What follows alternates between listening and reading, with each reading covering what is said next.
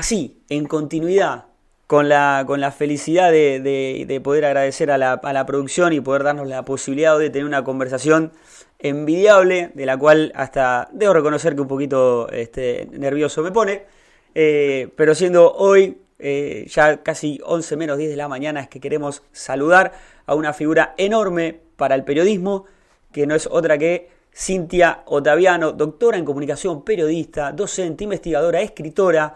La verdad que Cintia es un aporte constante y una militante genuina de la comunicación, y de la comunicación como la que nos gusta, la comunicación inclusiva, la comunicación de derecho, la comunicación de que habla de sujetos de derecho y no de consumidores. Así que muy buen día, Cintia, y muchas gracias por esta comunicación. Muy buenos días. Cuando estaba escuchando a Bruno dije, me quiero ir a Brasil, ahora con esta presentación me quiero quedar. Bueno, bien, me gusta. Podemos hacer las dos cosas igual, pues la verdad que... Bueno, cómo no.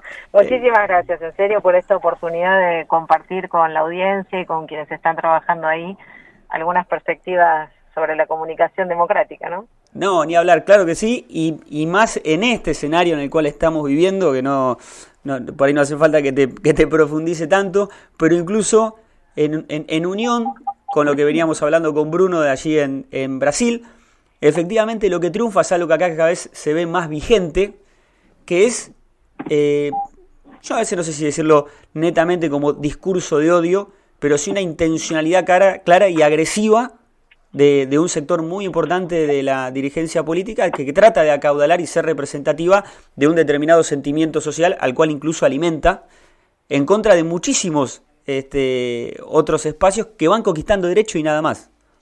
Claro, vamos a incorporar la perspectiva comunicacional. Mira, a cada paradigma político le corresponde un paradigma económico y le corresponde también un paradigma comunicacional. Uh-huh.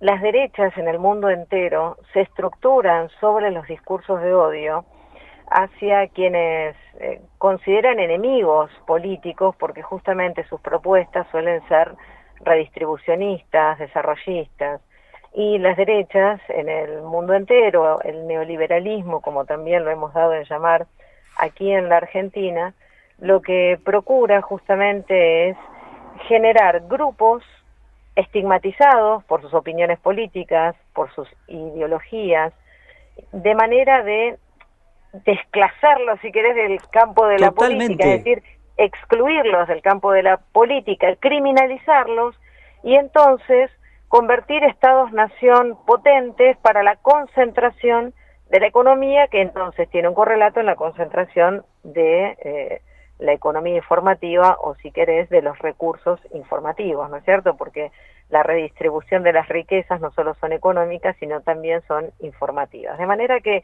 quienes acompañamos el campo nacional y popular, quienes acompañamos la profundización de los derechos humanos en la Argentina, somos coincidentes o promovemos un modelo de redistribución.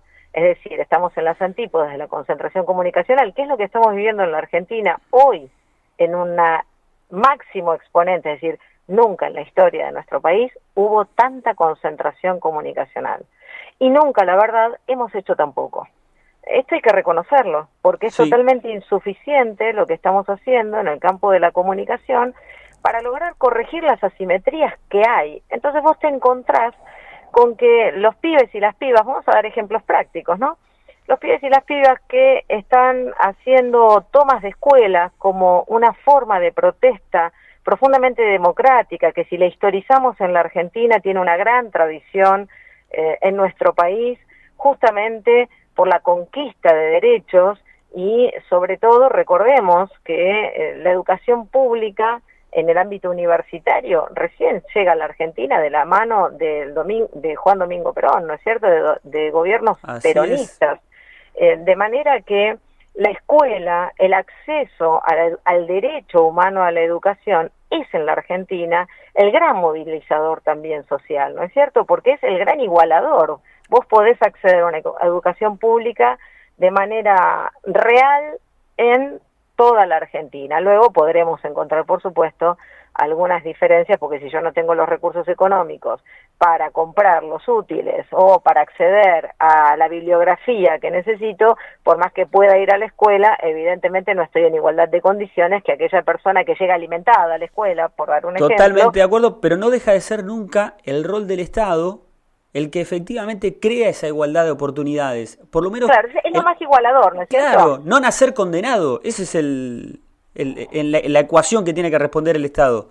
Exacto. El Estado es garante, tiene un rol de garante, tiene obligaciones para que todas las personas podamos acceder en igualdad de condiciones a los derechos humanos. El derecho humano a la educación, estábamos diciendo, que hoy está muy vinculado con el derecho humano al alimento, a la alimentación, a la vivienda y a la comunicación. Y por supuesto al trabajo, porque si tus viejos o las personas responsables, las adultas mayores, que tenés a cargo, que tienen a cargo chicos, chicas, chiques, no tienen trabajo, bueno, se hace muy cuesta arriba la posibilidad de una educación con inclusión real, porque termina pasando, como lamentablemente ocurrió en el 2001 y como consecuencia hoy del neoliberalismo, la escuela se transforma en un comedor. Y la escuela entonces deja de cumplir el rol esencial que es la educación plena de la mano de la comunicación. ¿Por qué? Porque nuestra ley de servicios de comunicación audiovisual instaura a niños, niñas, adolescentes como sujetos de derecho, no solo pudiendo reclamar cuando se vulneran, no solo pasivos, es decir, protegiéndolas, por ejemplo, con horario de protección a la niñez y a la adolescencia en la tele, sino también activos teniendo radios en sus escuelas. Sí. Es decir, que vos tenés que ir analizando y tenés que ir viendo cómo se entraman los derechos humanos, entre ellos el derecho humano a la comunicación. Ahora bien, esos pibes y esas pibas son criminalizadas porque son dichos por una institucionalidad de un gobierno de la ciudad de Buenos Aires que les dice que hacer una toma es un delito. Y eso es lo que repercute en la comunicación concentrada. Entonces generan una otredad amenazante, mapuches, chicos que luchan por sus derechos, hablan de la toma en lugar del porqué de la toma, hablan de medidas que pueda tomar el pueblo mapuche en lugar de los despojos constantes y permanentes. Es decir, la Constitución no está sobre la mesa, está en el último de los cajones, y también deberíamos plantearnos, como hizo el pueblo chileno, si no es necesaria una Constitución como hizo el pueblo boliviano, donde se verdaderamente garanticen las vivencias de los derechos humanos y se incorpore, que no lo tenemos, el derecho humano a la comunicación. Pero totalmente de acuerdo, haciendo un raconto de estas cositas que se ibas mencionando y quedándome puntualmente con la información, con el valor, o sea, de por sí siempre ha tenido un enorme valor el hecho de tener, contar o poder transmitir información. Obviamente que los mecanismos eran unos hace 30, 40 años atrás, hoy cada vez eso avanza más, hay más herramientas e increíblemente, como bien vos mencionabas, la concentración cada vez es mayor en la administración de la información. En este escenario quiero tocar lo que fue, y porque fui felizmente parte, digamos, trabajando en lo que fue el CONFER, después en aquellas siglas raras que era el AFCA, para muchos. Me acuerdo incluso haber compartido alguna actividad con vos en aquellos momentos en lo que fue la militancia por la ley de servicio de comunicación audiovisual, tu rol como primera defensora del público. ¿Crees que retomando no solo la esencia, sino la materialidad propia del texto de la ley, hoy podemos arribar a soluciones para este tipo de temas, o indefectiblemente hay que repensar algunas cuestiones, ya sea desde otros textos u otras formas, o incluso ya ir por más, como bien vos mencionabas, de ir hasta una reforma constitucional? Es que siempre fuimos por más. A mí, te digo la verdad, a veces cuando escucho el binarismo mental, ¿no? ¿Es la ley de servicios de comunicación audiovisual o es otra? ¿Por qué es A o B? Es la ley de servicios de comunicación audiovisual, que la consideramos siempre como piso, no como techo, complementada con otras leyes, por ejemplo, una ley de publicidad oficial, por ejemplo, una ley de derecho de rectificación y respuesta, por ejemplo, una ley de sostenibilidad de la comunicación comunitaria, alternativa, popular, por ejemplo, una ley que prohíba que accionistas o que la radio, la televisión, los medios de comunicación de la Argentina estén en manos de empresas radicadas en paraísos fiscales. Por ejemplo, la necesidad que tenemos de generar alfabetización comunicacional. Por ejemplo, una ley vinculada con las garantías de los derechos digitales. Es decir, siempre hablamos de complementar. Pero ¿sabes qué está pasando hoy? Tenemos una ciudadanía comunicacional con ciudadanas y ciudadanos de primera y de segunda. ¿Qué quiero decir con esto? Uh-huh. Si yo estoy mirando la televisión abierta, estoy mirando Canal 13, la televisión pública, Canal 9, sí, y alguien discrimina a otra persona por opiniones políticas, yo puedo ir a la Defensoría del Público y reclamar por el artículo 70 y 71 de la Ley de Servicios de Comunicación Audiovisual. Y la Defensoría tiene que citar a las personas que trabajan en ese programa, si es una productora, si son las autoridades del canal, al equipo de producción, poder hacer un informe sociosemiótico de aquello que fue denunciado y si verdaderamente vulneraron el artículo 70, buscar mecanismos de reparación, que pueden ser desde pedidos de disculpas hasta las capacitaciones para comprender que las opiniones políticas tienen que ser libres en la Argentina, no importa cuáles sean, mientras por supuesto no dañen a terceros, como es el marco de los discursos de odio. Ahora bien, si eso pasa en La Nación Más, yo no tengo cómo reclamar. No hay porque herramienta. Porque Mauricio Macri, cuando deroga los artículos vitales de la Ley de Servicios de Comunicación Audiovisual y modifica la Ley de Argentina Digital, saca el cable, para decirlo en términos cotidianos, de la Ley de Servicios de Comunicación Audiovisual. Entonces, la Defensoría no puede trabajar sobre el cable. Ahora, desde mi punto de vista, esto hay que ir a reclamarlo también al Poder Judicial. Totalmente. Porque yo lo fui a reclamar en su momento ante la Comisión Interamericana de Derechos Humanos en el marco de la OEA, porque a mí me toca ser defensora un año con Mauricio Macri, y ni bien en diciembre vulnera el derecho humano a la comunicación, derogando estos artículos vitales de la Ley de Servicios de Comunicación Audiovisual, mando una carta en carácter urgente al relator para la libertad de expresión, me reciben en carácter urgente, por eso viajé en enero, pero después, lamentablemente, no tuvimos consecuencias como hubiéramos tenido que tener, porque el Sistema Interamericano de Derechos Humanos tiene dicho que una ley emanada del Congreso de la Nación Argentina no puede ser modificada por decreto. Pero parece que si la modifica la derecha o el neoliberalismo, no se puede, nada. porque evidentemente lo hicieron y pasó.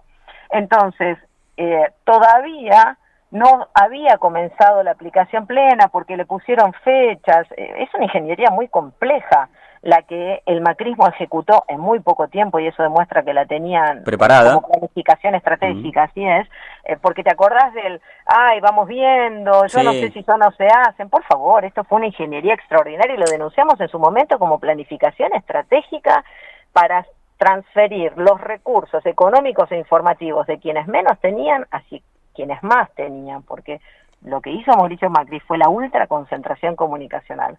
Entonces, finalmente en la Comisión Interamericana de Derechos Humanos no pasó nada, y finalmente, como intervinieron la Defensoría del Público, me prohibieron a mí, yo presenté mi candidatura con más de 2.000 avales, y ¿sabes qué hicieron? Ni siquiera reunieron a la Comisión Bicameral para impedir el tratamiento de mi candidatura.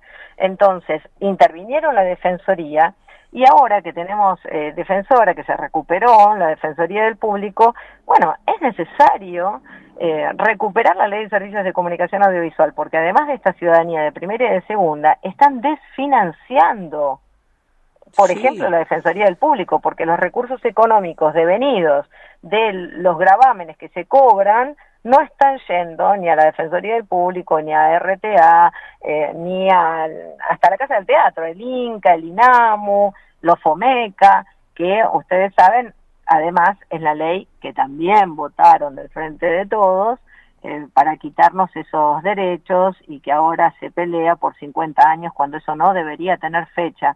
Si te pones a analizar, estamos en escenarios de regresión permanente, y si vos reconoces que la comunicación es un derecho humano, hay dos principios fundamentales en el campo de los derechos humanos. No pueden ser regresivos y tienen que ser progresivos.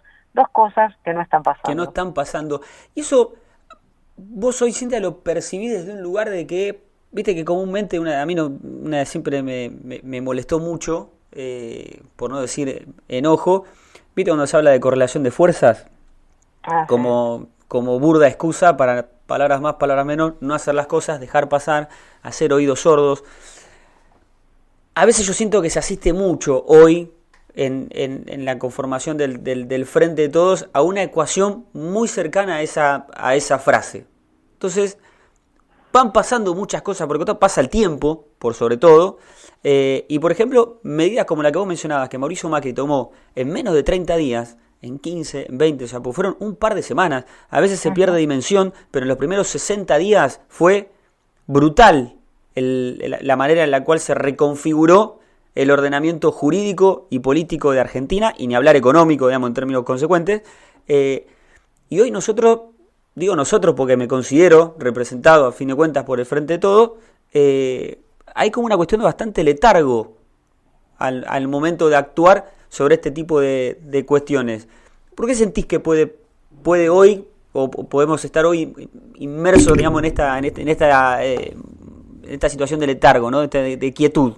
Bueno, tenemos la cancha muy inclinada porque hemos reconocido y reconocemos que existe lo que podría decirse en nuestro idioma una guerra de un sector del Poder Judicial asociada con un sector del Poder Comunicacional y un sector del Poder Político, justamente en el marco de persecuciones del Poder Judicial con causas diversas, pero para lograr excluirte del ámbito del poder político gubernamental y, por supuesto, con las estigmatizaciones y los discursos de odio en el ámbito del poder mediático, ¿no? Es decir, generar esta criminalización de un sector de la vida política de la Argentina, que de los discursos de odio pasan al ámbito físico. No nos olvidemos que en Bahía Blanca pusieron un bombazo en un local de la Cámpora y que de eso no se habla, cuando reventaron con explosivos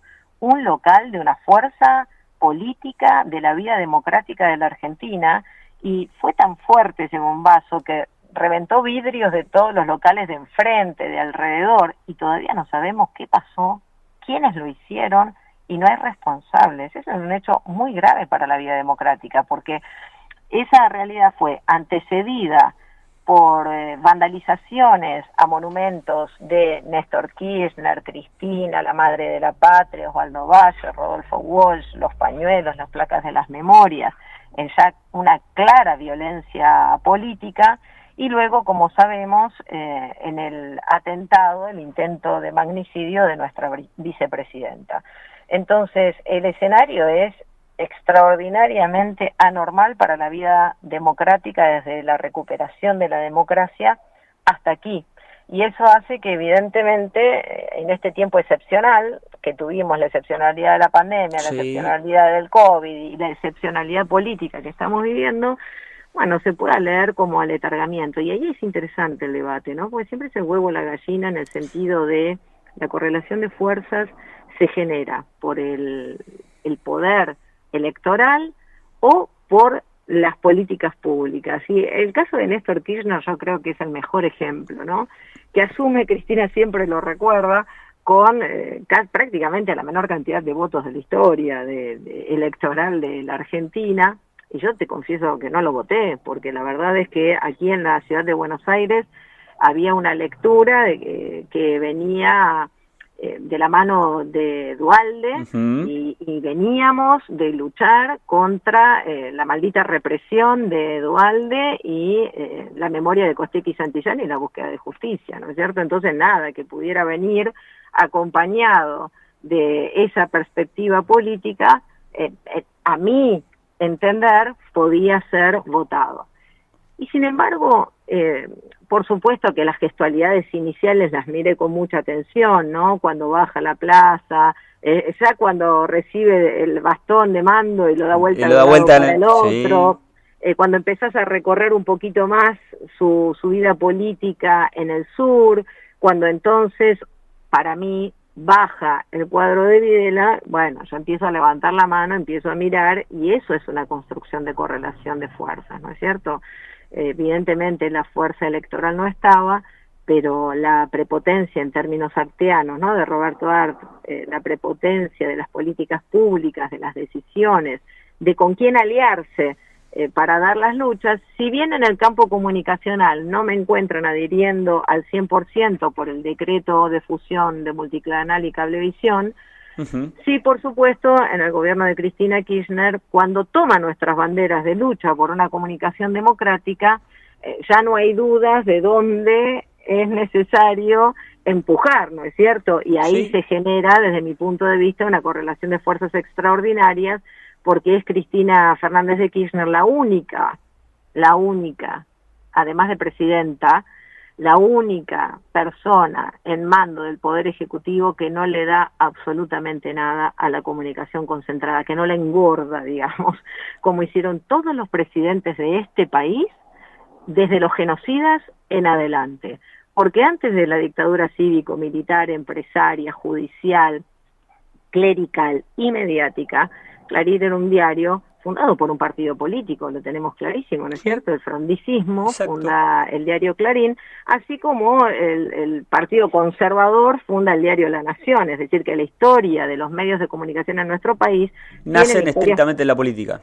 Claro, son historias político-partidarias, porque siempre nacen en la política, pero son político-partidarias, es decir, detrás hay partidos políticos, esta es la realidad, pero el tema es que durante la dictadura, con 30.000 detenidos desaparecidos y desaparecidas en la Argentina, Clarín y La Nación se asocian con la Junta Genocida.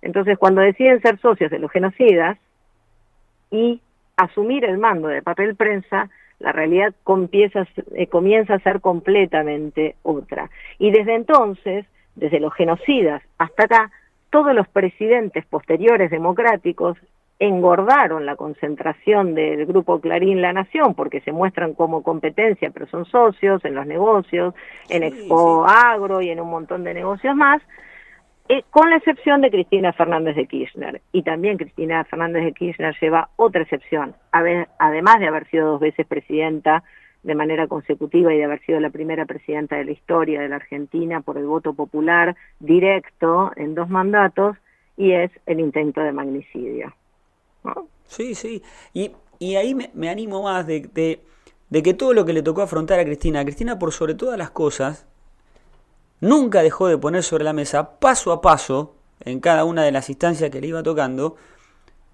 poniendo dónde estaban las participaciones políticas claras de aquellos que le iban poniendo un freno a las medidas populares. Digo, así como entre el 2009 y el 2010 se empieza a abarcar una política pública clara alrededor de la desconcentración mediática a partir de la ley, con continuidad a ello y a partir de lo que se vislumbró con el accionar judicial, se pensó efectivamente de una vez por todas con la necesidad de reformar, digamos, de repensar, de reflexionar sobre la manera en la cual hoy está compuesta la justicia y la manera en la cual se comporta, hablando efectivamente de que son un partido en sí mismo, ¿sí? Con determinados, a veces, intereses contrapuestos, pero que se comportan como tal, como una unidad política, e incluso, yo nunca, a mí me gusta siempre ponerlo sobre la mesa porque fue la única que efectivamente hizo algo por desarticular uno de los peores mecanismos que ha tenido la justicia, los medios y los poderes concentrados para trabajar, como lo fue la CIDE. Claro. Digo, de antes, digamos, quizás en los últimos, porque para cualquiera sería decir que, pero te queda un año solamente de gestión o queda poquito tiempo, ¿viste? Entonces ya no hagas más nada, no. O sea, faltando quizás menos de un año para que se acabe ese segundo mandato, así todo, ir a desarticular algo que no, y me animo a decir, no por casualidad hoy, otra vez vemos presente como algo partícipe en lo que sucedió el 1 de septiembre. Sí, totalmente, porque además es muy interesante lo que planteas en los términos de cuáles son los vínculos de los servicios de inteligencia, no solo nacionales, ¿no es cierto?, sino también, como dijo Cristina, si me pasa algo, miren al norte. Exacto. Los servicios de inteligencia que trabajan de manera constante y permanente en alianzas con los locales, y la comunicación. Me parece que das en un punto clave en cuanto a la articulación de lo que son los poderes fácticos en la Argentina, ¿no?, y lo que deberíamos transformar cuando el actual presidente habló de los sótanos de la democracia. Bueno, ¿cuáles son los sótanos? Donde tenemos directamente comportamientos antidemocráticos, y esos comportamientos antidemocráticos se traducen en inteligencia, como vos estabas señalando, en el ámbito económico, en el Poder Judicial, en el ámbito de cierto sector político y en el ámbito mediático. Y toda esa realidad está entrelazada. Entonces estamos viviendo un tiempo muy complejo, que realmente la decisión, vos sabés que yo vengo desde el comienzo pidiendo que se deroguen los decretos de necesidad y urgencia y los decretos de Mauricio Macri, así como el presidente tomó la decisión de derogar el decreto vinculado con las migraciones, que vulneraba también los derechos de las personas migrantes. Esto quiere decir que hay antecedentes en este gobierno de derogar un decreto con otro decreto. Bueno, yo lo que pido es exactamente la misma praxis política, que con un decreto se deroguen los decretos y decretos de necesidad y urgencia y nos devuelvan la ley de medios que nos robaron, como para poder empezar a trabajar seriamente en el campo de la comunicación y para corregir esas asimetrías, porque yo soy ultra dialógica y ultra pedagógica, lo he demostrado en cada uno de mis desempeños como funcionaria pública y también como periodista, porque he trabajado en absolutamente todos los lugares que me dejaron, porque la realidad es que a mí me han puesto en listas negras por defender la ley de medios K, y me lo han dicho compañeros, colegas y compañeras, con lo cual tengo clarísima cuál es la situación de defender los derechos humanos y el derecho humano a la comunicación en la Argentina.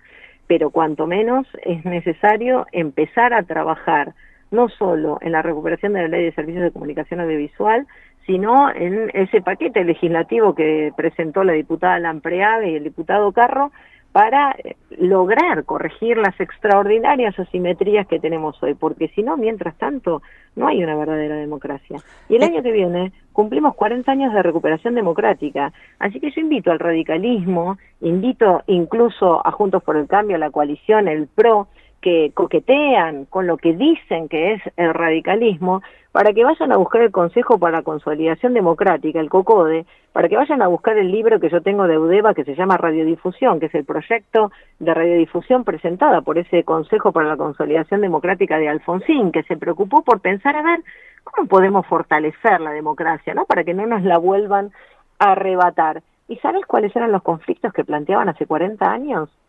Si yo te lo doy en el aula, yo hago eso a veces. Les doy un texto de Jauretche sin decirles que es Jauretche, ¿viste? Y les digo, ¿de qué año es? Lo publicaron, claro. Y me dicen, no, lo pueden haber publicado ayer en página. Bueno, si yo te doy lo que dejó dicho ese consejo, donde está lleno de radicales, porque en ese momento del Consejo para la Consolidación Democrática estuvo excluido el peronismo, y Nino y otros, lo que dejaron dicho es que había que desmonopolizar, que el gran problema de la comunicación de ese entonces, te estoy hablando, no habíamos llegado a la década del 90, eran los monopolios, eran los oligopolios, era la mercantilización de la comunicación, era la necesidad de ampliar la red, así le hablaban, así decían, la red del sistema comunicacional para generar nuevas voces y crear la Defensoría del Público.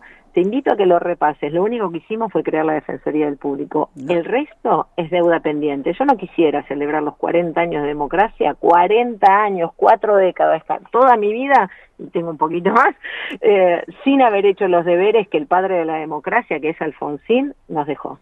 Total. Mirá vos lo que es y cómo se deforman después las identidades según los intereses. Estamos hablando con Cintia Ottaviano.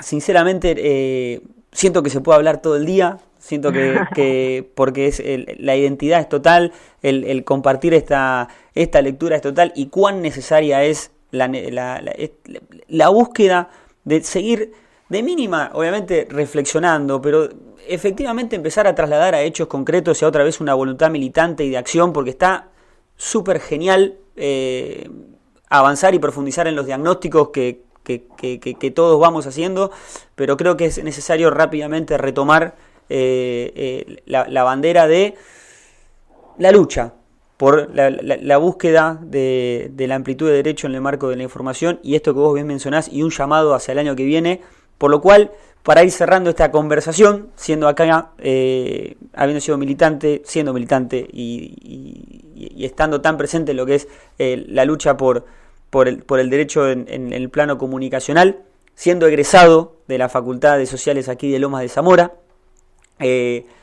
siendo que estás participando en la 24ª edición de la RECOM, de la Red de Carrera de Comunicación y Periodismo, y también aprovechar y mencionar a una persona que para mí fue enorme influencia en el entendimiento de la comunicación, como fue Néstor Tato Contiza, que calculo que lo habrás interactuado con él, a quien le mando un abrazo gigante al cielo. ¿Qué reflexión, qué estuviste viviendo a partir de la interacción aquí con las carreras de comunicación? Y por otro lado, y adelantarme al cierre de la nota, invitarte y ojalá podamos combinar una posibilidad. Nosotros aquí, donde tenemos emplazada la radio, está nuestro centro cultural, aquí en Banfield, en Vieites y Pavón. A ver qué posibilidad existe en el plano de este llamado hacia los 40 años de la democracia, de cómo nos repensamos en términos de organización política para llevar adelante acciones concretas que nos permitan por lo menos recuperar nuestra ley de medios. Te voy a decir algo que te vas a morir. ¿Sabes cuántos años viví en Monteagudo y Pavón? ¿En serio? Un montón de años, era chiquita, mis padres se fueron a Monteagudo 240. Mirá vos. Efectivamente, aquí a 4 cuadras. Un poquito más, unas 7, 8 cuadras. Claro, por eso, la otra cuadra era Alem, digamos, Alem y Pavón sí. Es Monteagudo, y sí, tal cual. Estaba tratando de calcular si no llegan a 10 las cuadras con Vieites. Y bueno, de hecho, este viernes voy a estar por Lomas de Zamora en el Credit Cop, acompañando ahí a las reflexiones también. Así que sí, por supuesto, lo podemos organizar. Ayer vivimos realmente una fiesta en el auditorio Rodolfo Walsh. Hermoso lugar. Sí, de nuestra universidad de Lomas de Zamora, digo, porque bueno, por portación barrial le tengo mucho cariño a la Universidad Nacional de Lomas de Zamora, muchos egresados y egresadas que tanto han hecho por la comunicación democrática, y ayer te decía que fue una fiesta. Gustavo Naun nos presentó en el marco de la REDCOM y el auditorio rebasaba y pudimos hablar de ética, de periodismo, recuperar lo mejor de las tradiciones, la deontología. Es necesario profesionalizarse más que nunca. Yo creo que esa es una de las claves, volver a recuperar la ética, llevarla a las redacciones. Justamente la Ley de Servicios de Comunicación Audiovisual, artículo 3º, inciso H, y artículo 134, inciso C, obligación para RTA tener códigos de ética. Por eso ayer presentamos el primer código de ética de la televisión argentina. En 70 años de historia no se había hecho. Estamos trabajando en el código de ética de la radio pública. En 85 años tampoco se había hecho. En 100 años de historia de la radio, una deuda enorme de no tener códigos de ética.